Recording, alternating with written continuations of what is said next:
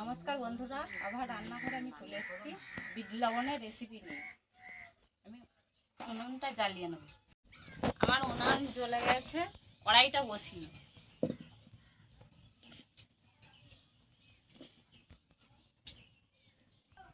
কড়াইটা তেতে গেছে, নুনটা কড়াইয়ে দিয়ে দিলাম, হালকা নেড়ে নেব।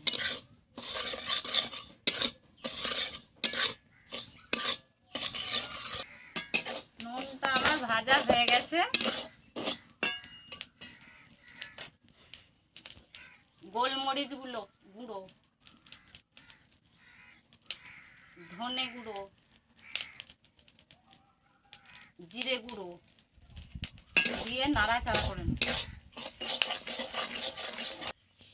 লঙ্কা গুঁড়ো 1 চামচ দিয়ে আস্তে আস্তে ভালো করে নেড়ে নেব।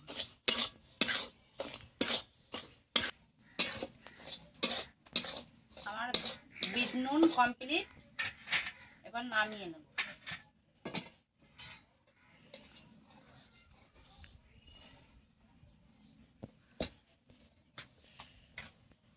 থালায় নামিয়ে নিয়েছি, এবার ঠান্ডা করতে দেবো।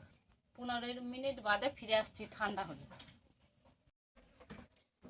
আমার ঠান্ডা হয়ে গেছে বিট লবণ, এবার শিল নোড়া দিয়ে মিহি করে নেব।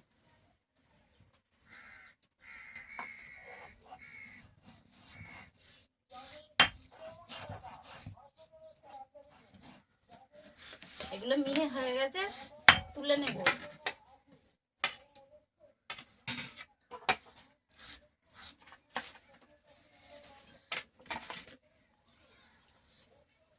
মিহি হয়ে গেছে, তুলে নেব। মিহি করা হয়ে গেছে।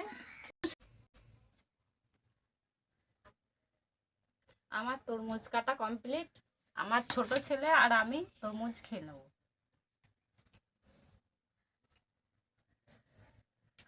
আমরা বিট নুন দিয়ে তরমুজ খেয়ে নিচ্ছি।